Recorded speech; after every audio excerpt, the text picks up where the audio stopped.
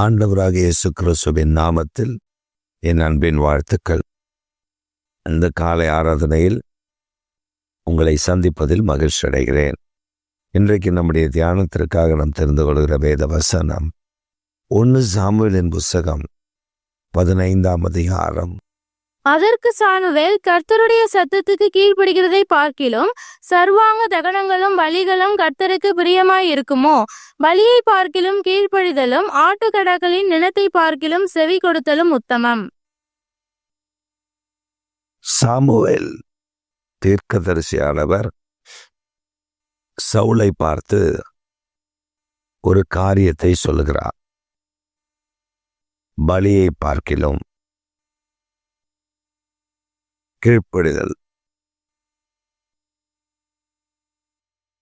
நாம் தேவனுக்கு பிரியமாய் வாழும்போது 3 விதமான காரியங்களில் நாம் ஜாக்கிரதை உள்ளவர்களாய் இருக்கணும். சிலருடைய தவறான அணுகுமுறை என்னவென்றால், நான் என்ன வேணால் செய்து கொள்ளலாம்,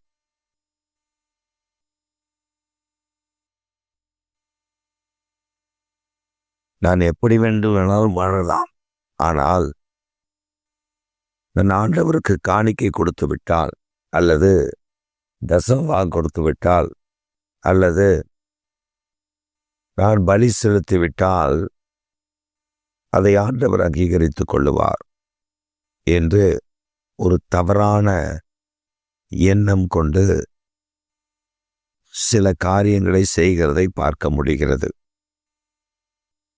செய்கிற பாவத்தை எல்லாம் செய்துவிட்டு ஆராதனையில வந்து சில நேரங்களில் சில உதவிகள் செய்வது, சில ஏழைகளுக்கு எதையாவது வாங்கி கொடுப்பது, இப்படி செய்துவிட்டால் கர்த்தர் என்னை ஆசீர்வதித்து விடுவார். இந்த எண்ணம்தான் சவுலுக்கு இருந்தது. சவுலுடைய எண்ணங்கள் எப்படி இருந்ததென்றால், ஆண்டவர் சவுலிடத்தில் ஒரு பொறுப்பை கொடுத்தார். அமலேக்கியர் எனக்கு விரோதமானவர்கள், அமலேக்கியர் இந்த பூமியில் இராதபடி அவர்களை நீ அழித்து போட வேண்டும். சவுலுக்கு ஆண்டவர் கட்டளையிட்ட பெரிய கட்டளை, பொறுப்பு, இந்த அமலேக்கியரை அழிக்க வேண்டும் என்பது. ஆனால் சவுலுடைய கரத்தினாலே அமலேக்கியர் அடிக்கப்பட வேண்டிய நிலையில் சவுல் யுத்தம் பண்ணுகிறார். அமலேக்கியர் மேல் யுத்தம் பண்ணி நல்ல ஆடுகள், முதல் தரமான ஆடு, மாடுகள், பெண் பிள்ளைகள், இவரையெல்லாம் அவன் உயிரோடே பாதுகாத்தான். அவனிடத்தில் கொஞ்சம் பேசினால் போதும், மக்களையும் வாலிபர்களையும் உயிரோடே வைத்தான். இது தெரியாத சாமுவேல் தீர்க்கதரிசி கர்த்தர் சொல்லுகிறார், நான் ராஜாவாக ஏற்படுத்தின, ஜனங்கள் கேட்டு உருவாக்கின அவன் என்ன காரியம் செய்கிறான் என்று போய் பார் என்று இந்த சாமுவேலை அனுப்பின பொழுது, சாமுவேல் சவுலிடத்தில் வருகிறார். அங்கே அந்த சவுல் சொல்லுகிறார், பாரும், ஆண்டவருக்காக நான் வைராக்கியம் பாராட்டி இருக்கிறேன் என்று வந்து நிற்கிறார். அப்பொழுதுதான் சாமுவேல் கேட்கிறார், நான் கேட்கிற ஆடுகளின் சத்தம், மாடுகளின் சத்தம் என்ன? அதற்கு அவன் சொன்ன காரணம்தான் வித்தியாசமாய் இருந்தது. சிலர் நம்மிடத்துல லஞ்சம் வாங்கவே மாட்டேன், நான் உண்மை உள்ளவர்கள் என்று சொல்லுவார்கள். லஞ்சம் வாங்க மாட்டார்கள், லஞ்சத்தை பற்றி அவர்களுக்கு அக்கறை இல்லை, நான் உத்தமன் என்று சொல்லுவார்கள்.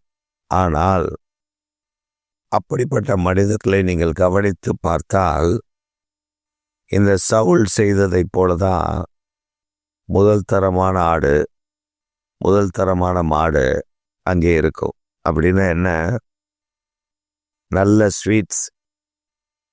லஞ்சம் வாங்க மாட்டேன், நான் லஞ்சமே வாங்க மாட்டேன். ஆனால் வீட்டுக்கு ஸ்வீட் பாக்ஸ் வரும். அந்த ஸ்வீட் பாக்ஸில் வகை வகையான இனிப்பு வகைகள் கேட்பரிஸ் பாக்ஸாக வரும். சில நேரங்களில் உயர் அதிகாரியாக இருப்பார். அவருக்கு தேவையான சில உதவிகளை அவர்கள் செய்வார்கள். அதெல்லாம் லஞ்சம் கிடையாது அவங்க பார்வையில். நீ ஒரு குண்டூசி வாங்கினாலும் லஞ்சம்தான். திருடனா? நான் ஒரே ஒரு பேனா தான் திருடினேன், அதனால் நான் திருடனா அப்படின்னு கேட்க முடியாது.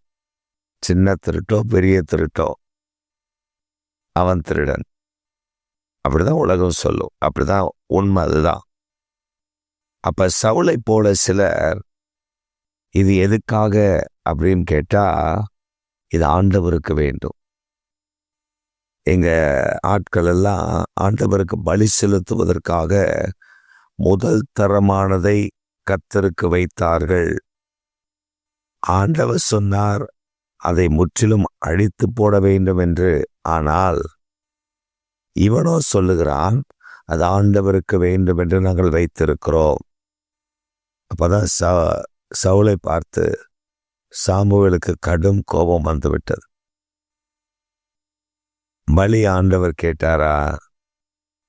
அதில் ஆண்டவர் பிரியமா இருப்பாரா? நீ கீழ்ப்படிவதை காட்டிலும் உன் பலி அவருக்கு என்னத்துக்கு? நாமும் அப்படித்தான். நாம் கீழ்ப்படிவதை காட்டிலும் நான் இதை ஆண்டவருக்கு செய்கிறேன், அவருக்கு செய்கிறேன், இவருக்கு செய்கிறேன், என் அக்கிரமங்களை மன்னிக்க, என்னுடைய தீமைகளை மூடி போடுவதற்கு எதையாகிலும் ஒன்று செய்து இது ஆண்டவருக்கு, நான் ஆண்டவருக்கு என்று பறைசாற்றுகிற ஒரு கூட்டத்தை நாம் காண முடியும். இனம் கண்டுபிடிக்க வேண்டும். இந்த மாதிரி ஆட்களை நம்ம ரொம்ப ஜாக்கிரதையா கவனிக்கணும். சில நேரங்களில் காணிக்கையை கொண்டு வருவாங்க. இது என்ன காணிக்கைன்னு கேட்டா, இதான் இந்த பிஸ்னஸ்ல வந்துச்சு, அந்த பிஸ்னஸ்ல வந்துச்சுன்னு அவங்களுக்கு சொல்ல தெரியாது.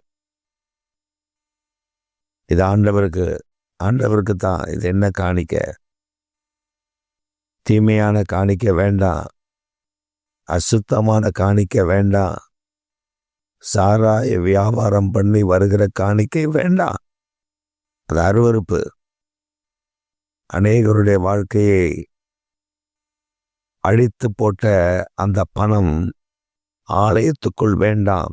நாயினுடைய கிரயம் ஆலயத்துக்குள் வரக்கூடாது என்றுதான் கர்த்தர் சொல்லியிருக்கிறார். அப்ப நம்ம ஒன்றை யோசிக்கணும். ஆண்டவருக்காகன்னு சொல்லி சில பொய்யாய் சொல்லி திரிகிற ஒரு கூட்டத்தை இந்த நாட்களில் நாம் காண முடியும். அவங்க பாருங்க, பலவீனம் இருக்காது, வியாதி இருக்காது, ஆனால் அவங்களுக்கு இப்போ ஒரு லீவ் வேணும். உடனே பொய்யா போய் டாக்டர்கிட்ட ஒரு சர்டிஃபிகேட் வாங்கி, நான் இப்படி தான், இந்த மாதிரி உடம்பு சரியில்லை அப்படின்னு லீவை போட்டு கவர்மெண்ட்டை ஏமாற்றி பணத்தை வாங்கி அவங்களுக்கு தேவையான லீவை எடுத்துட்டு ஊரை சுற்றி வருகிற ஒரு கூட்டம் உண்டு. அப்போ நம்ம யோசிக்கணும். என்ன யோசிக்கணும்? ஆண்டவருக்கு வைராக்கியம் என்று நான் நிற்கிறேன், ஆண்டவருக்கு பரிசுத்தம் என்று நான் சொல்லுகிறேன். ஆண்டவரின் இடத்தில் எதிர்பார்க்கிறது கீழ்ப்படிதல். நான் கீழ்ப்படியாமல் நான் 1000 வெள்ளி பொன்னை கொடுத்தாலும் அது அவர் அங்கீகரிப்பதில்லை. அவர் வார்த்தைக்கு நான் கீழ்ப்படிய வேண்டும், அவர் சொல்லுக்கு நான் கீழ்ப்படிய வேண்டும், அவர் திட்டத்திற்கு நான் கீழ்ப்படிய வேண்டும். நான் ஒரு திட்டம் போட்டு இதற்கு தான் ஆண்டவர் எனக்கு கீழ்ப்படிந்து வர வேண்டும் என்று சொல்லுகிற ஒரு கூட்டத்தையும் பார்க்கலாம். சிலர் ஜெபிப்பார்கள், ஆண்டவரே நான் சொல்லுகிறபடி இதை செய்து தாரும். ஆண்டவர் சொல்லுவார், உன் எண்ணங்கள் என் எண்ணங்கள் அல்ல, உன் வழிகள் என் வழிகள் அல்ல, நான் செய்யும் காரியம் வேறே. இல்லை இல்லை இல்லை இல்லை, எனக்கு இதுதான், எனக்கு இப்படி தான், எனக்கு அப்படித்தான், எனக்கு அதுதான் நீங்கள் எனக்கு தரணும். ஒருவர் எனக்கு தெரியும், தன்னுடைய 3 பிள்ளைகள், அந்த 3 பிள்ளைகளும் சின்ன சின்ன பிள்ளைகள். ஒரு பையனுக்கு 6 வயது, அடுத்தவனுக்கு 4, அடுத்தவனுக்கு 2. இவருடைய மனைவி அவருடைய குடும்பத்தார் எல்லாம் பிரான்ஸில் செட்டில் ஆயிட்டாங்க. அந்த நேஷனாலிட்டி இருக்கிறது என்று இவருக்கு தெரிய வந்தபோது தன் வேலையை ரிசைன் பண்ணிட்டு நான் பிரான்ஸுக்கு போகிறேன் அப்படின்னு வந்துட்டார். இங்கே வந்து அதிகாலையில் 3 மணிக்கு பிள்ளைகளெல்லாம் எழுப்புவார், தூங்க விட மாட்டார். நம்ம பிரான்ஸுக்கு போகணும், ஜோம் பண்ணுங்க, நம்ம பிரான்ஸுக்கு போகணும், ஜோம் பண்ணுங்க, நம்ம பிரான்ஸுக்கு போகணும், ஜோம் பண்ணுங்க. நீ பிரான்ஸுக்கு போவது தேவனுக்கு சித்தமா, விருப்பமா? இல்லை, அதெல்லாம் கிடையாது. நான் பிரான்ஸுக்கு போகணும். அப்படிதான் ஜெபம். அந்த பிள்ளைகளை தூங்க விடலை பல மாதங்கள். அந்த பிள்ளைங்ககிட்ட சொல்கிறது, பனியில் நாம் அப்படி விளையாடுவோம், இப்படி விளையாடுவோம், நம்ம பிரான்ஸுக்கு போகிறோம். கடைசியாக நம்ம எல்லா நாட்டுக்கு போவதை போல பிரான்ஸுக்கு போய்விட முடியாது. அதற்கு அவர்கள் வீசா கொடுக்கணும், அங்கே ஒருவர் தன் வீட்டில் அடைக்கலம் கொடுக்கணும். அப்போ தான் நீங்கள் பிரான்ஸ் தேசத்துக்குள்ளே போக முடியும். நேஷனாலிட்டியாக இருந்தாலும் அவங்க அங்கே போய் உட்காருவதற்கு ஒரு இடம் வேண்டும். அப்போ கடைசியாக ஒரு குடிகாரன் கிடைச்சான். அவனை பிடிச்சி அங்கே போயிட்டார். போனால் அவன் குடிச்சிட்டு வந்து பயங்கர ரகலை. வீட்டில் என்ன செய்வதுன்னு தெரியல. மனைவி, 3 பிள்ளைகள் நடுத்தரில் விடப்பட்டு கடைசியாக அங்கே இருக்கிற ஒரு சபையில் அவர் தஞ்சம் புகுந்து அந்த சபைதான் அவர்களை காத்திருக்கிறது. யோசித்து பாருங்க. அவர்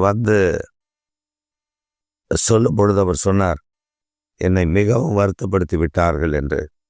கர்த்தர் சொல்லி போயிருந்தால் இந்த குறைபாடு ஏன் வருகிறது? அதே போல இன்னொருவர் தன் பிள்ளைகளோடு பிரான்ஸுக்கு போகக்கூடிய ஒரு வாய்ப்பு அந்த முழு குடும்பத்துக்கு கிடைத்த பொழுது அவர் செபித்தார், நான் போகவா? நான் போனால் அங்கே நான் உமக்காக ஊழியம் செய்ய முடியுமா? அப்போ ஆண்டவர் சொன்னார், நீ போ, அங்கே உனக்கு ஒரு ஊழியத்தை தருவேன், அந்த ஊழியத்தில் இணைந்து நீ பணியாற்ற வேண்டும். அவர் நல்ல ஜெபம் பண்ணி இங்கேருந்து பிரான்ஸுக்கு போனார். போய் ஒரு சபையில் உதவி செய்யும்படி உதவியாய் அவர்களுக்கு இருந்தார். பின்பு படிப்படியாக வளர்ந்து இன்றைக்கு அவர் அந்த சபையில் ஒரு போதகராய் வளர்ந்த போதகராய் கர்த்தர் அவரை மாற்றி வைத்திருக்கிறார். நல்ல ஊழியம், கர்த்தர் நல்ல ஆசீர்வாதத்தை அவருக்கு தந்திருக்கிறார். அவருடைய பிள்ளைகள் எல்லாம் ஆசீர்வதிக்கப்பட்டிருக்கிறார்கள். அவருடைய பிள்ளைகளை கர்த்தர் ஆசீர்வதித்து அந்த பிள்ளைகளுக்கு அங்கே பிரான்ஸ் தேசத்திலேயே திருமணம் முடிக்க கர்த்தர் அனுக்கிரகம் பண்ணி இருக்கிறார். யோசித்து பாருங்க. தேவன் சொல்லி அழைத்து கொண்டு போனால் குறைபாடுகள் இல்லாமல் நடத்துவார். கீழ்ப்படியணும். எனக்கு ஒரு ஆசை இருக்கு, அது எனக்கு நிறைவேறி ஆகணும். தேவனுடைய விருப்பத்தை நிறைவேற்ற பழகி கொள்ளுவோம். அதுதான் நம்முடைய வாழ்க்கையில் முக்கியமான காரியமாக இருக்கணும். தேவ திட்டத்தை நிறைவேற்றுகிற கர்த்தருடைய பிள்ளைகளாய் காணப்படணும். கீழ்ப்படியணும். அவர் வார்த்தைக்கு, அவர் தரிசனத்திற்கு, அவர் திட்டத்திற்கு நாம் கீழ்ப்படியணும். ஆண்டவர் சில நேரத்தில் நம்மகிட்ட பேசும் பொழுது நம்ம பல கேள்வி கேட்போம். இது எப்படி ஆண்டவரே, இது இப்படி நடக்குமா, இந்த இடத்துல இப்படி இருக்குமே, இப்படி கிடைக்குமா, அப்படி இருக்குமா என்றெல்லாம் நம்ம கேள்வி கேட்போம். ஆனால் வேதத்தில் ஆபிரகாம் நீங்களும் நானும் திரும்பி பார்த்தா எந்த தேசம் தெரியாது, எந்த ஊர் தெரியாது. இந்த தேசத்துக்கு நீ போகணும்பா, நான் உனக்கு காண்பிக்கிற தேசத்துக்கு போ அப்படின்னு சொல்லி கர்த்தர் ஆபிரகாம்கிட்ட சொல்லிட்டார். ஆபிரகாமுக்கு என்ன செய்வதுன்னு தெரியல. எந்த தேசம் போகிறோம், எங்கே போகிறோம், யாரை பார்க்க போகிறோம் தெரியாது. ஆனால் கர்த்தர் சொல்லிட்டார்னு அவர் கீழ்ப்படிந்து விசுவாசித்து அவர் கடந்து வந்தார். ஆனால் வேதம் என்ன சொல்லுது, ஆபிரகாம் நடந்து திரிந்த அந்த தேசங்கள் எல்லாம் கர்த்தர் செழிப்புள்ளதாக மாற்றி இருக்கிறார். எண்ணெய் கிணறுகள் நிறைந்த தேசமாக இருக்கிறது. நீங்களும் நானும் ஆண்டவருடைய பிள்ளைகளாக இருக்கிறோம். நாம் தேவனுக்கு கீழ்ப்படிவது தான் தேவன் நம்மகிட்ட எதிர்பார்க்கிற ஒரு பெரிய விஷயம். நாம் கீழ்ப்படுகிறோமா? ஆண்டவருடைய வார்த்தைக்கு கீழ்ப்படுகிறோமா? ஆண்டவர் சொல்லுகிறதற்கு கீழ்ப்படுகிறோமா? அவர் சொல்லுகிறதுக்கு கீழ்ப்படிவதற்கு நம்முடைய மனம் ஒத்து போகிறதா? இல்லை, பல நேரங்களில் ஒத்து போகாது. ஐயோ இல்லை ஆண்டவரே, எனக்கு இப்படி தான், நான் சொல்கிறபடி நீர் செய்யும், நீர் சொல்கிறத நான் செய்ய முடியாது, நான் சொல்கிறபடி நீ செய்யும். அப்போ தான் உங்கள் ஊழியத்தை நான் செய்வேன், அப்போ தான் உங்கள் ஊழியத்தை பெருசாக நான் கட்டுவேன், அப்போ தான் நான் ஊழியத்தை இவ்வளோ பெருசாக எடுத்து பண்ணுவேன். ஆண்டவர் பொறுமையாக இருப்பார். சிலர் விஷயத்தில் நான் பார்த்துருக்கேன், ஆண்டவர் ரொம்ப பொறுமையாக இருப்பார்.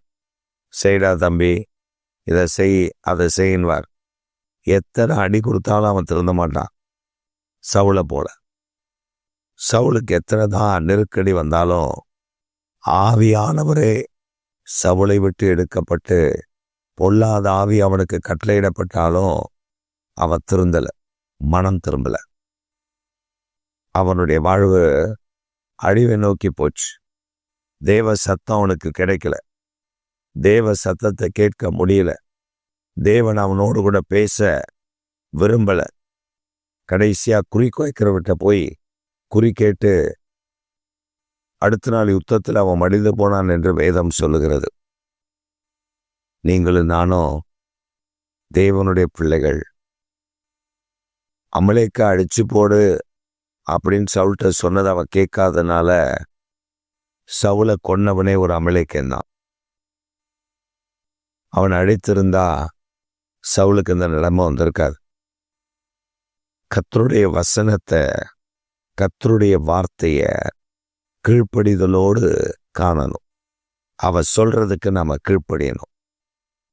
இல்ல ஆண்டவரே, இது அப்படி, இது அப்படி, இது இப்படின்னு சொல்லி கீழ்ப்படியாமல் போனா நஷ்டம் நமக்குத்தான், அவருக்கு கிடையாது.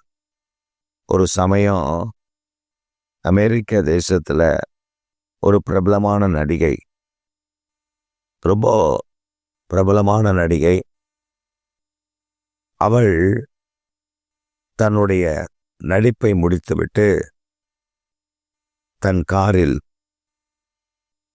தன் வீட்டிற்கு புறப்பட்டு போய்கொண்டிருந்த வழியில் ஒரு க்ரூசைட் ஒன்று நடக்கிறது. ஒரு கூட்டம், பெரிய கூட்டம், இயேசுவின் அன்பை பற்றி சொல்லுகிறார்கள்.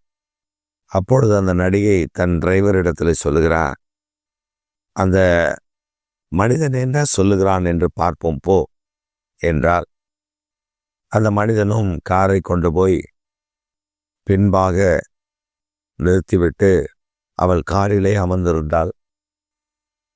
தேவனுடைய வார்த்தை அவளுக்கு நேராக வந்தது. அவளுடைய பாவம், அவளுடைய அக்கிரமங்கள், அவளுடைய காரியத்தை கர்த்தர் வெளிப்படுத்தினார்.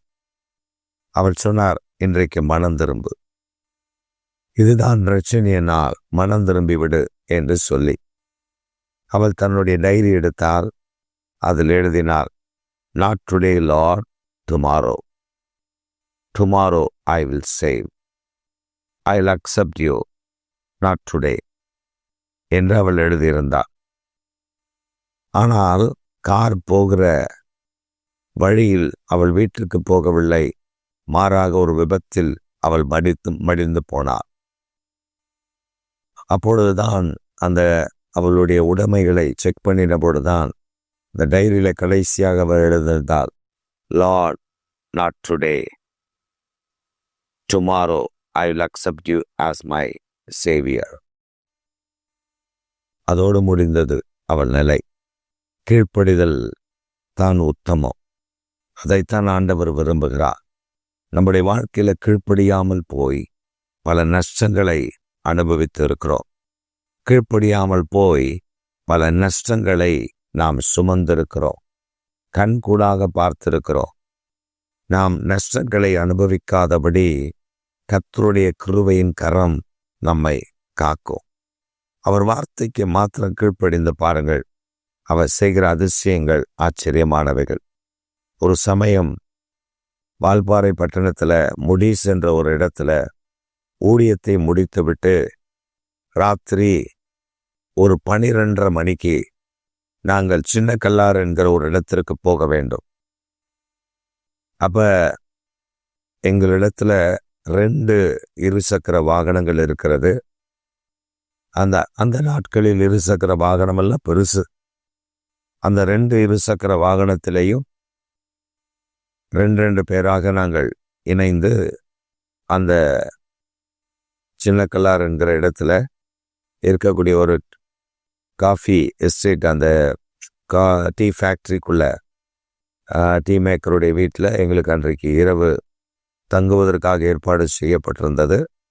அங்கே நாங்கள் புறப்பட்டு போகிறோம். நாங்கள் புறப்பட்டு விட்டோம். வெளியே வந்து வாகனத்தை எடுக்க போகிறோம். அந்த ஊழியக்காரர், எங்களோடு இருந்த ஊழியக்காரர் சொன்னார்கள், வெயிட் பண்ணுங்க, ஒரு 10 நிமிஷம் கழிச்சு நம்ம போகலாம், வெயிட் பண்ணுங்க, கர்த்தர் இப்ப போக வேண்டாம்னு சொல்றாரு. உடனே நாங்கள்லாம் அமைதியா போய் உட்காந்துட்டோம். ஒரு 10 நிமிஷம் வெயிட் பண்ணோம். அப்புறம் அவர் சொன்னார், வாங்க நம்ம போலாம். அப்ப அந்த தேவ மனிதன் சொன்னது எங்களுக்கு புரியல, என்னன்னு தெரியல. ஆனா ஆவியானவர் சொல்லிட்டாரு, ஆண்டவருடைய வார்த்தைக்கு நம்ம கீழ்ப்படியணும் அப்படின்னு நம்ம கீழ்ப்படிஞ்சு ஒரு வாகனத்திற்கு பின்பு இன்னொரு வாகனம் நாங்கள் சென்று கொண்டிருக்கிறோம். அப்பொழுது தூரத்தில், கொஞ்சம் தூரத்தில் ஏதோ ஒரு மிருகம் இந்த மலையிலிருந்து அந்த ரோட்டை கிராஸ் பண்ணி தாவி அந்த இடத்தில் தாவி ஓடுகிறதை அந்த விளக்கு வெளிச்சத்தில் கண்டு நாங்கள் வேற ஒன்றும் இல்லை, நாங்கள் போயிட்டோம். அங்கே தங்குற இடத்துக்கு போய் இந்த டீ மேக்கருடைய வீட்டில் போய் தங்கி நாங்கள் இளைப்பாற முற்பட்ட போது அந்த தெய்வ மனிதன் சொன்னார், அந்த புலி கொஞ்சம் இருந்திருந்தால், நாம் தாமதித்திருந்தால் நிச்சயம் நம்மை தாக்கியிருக்கும். ஆனால் கர்த்தர் நம்மை பாதுகாத்தார். நாம் தாமதமாக வந்ததினால் புலியை மாத்திரம் நாம் பார்த்தோம். அது நம்மை தொடாதபடி கர்த்தர் பாதுகாத்தார்.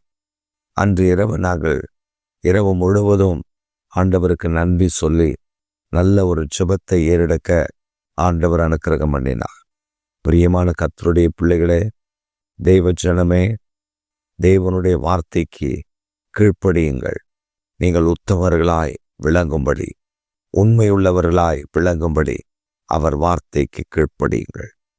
அவர் சத்தத்திற்கு கீழ்ப்படியுங்கள். அவர் சொல்லுக்கு கீழ்ப்படியுங்கள்.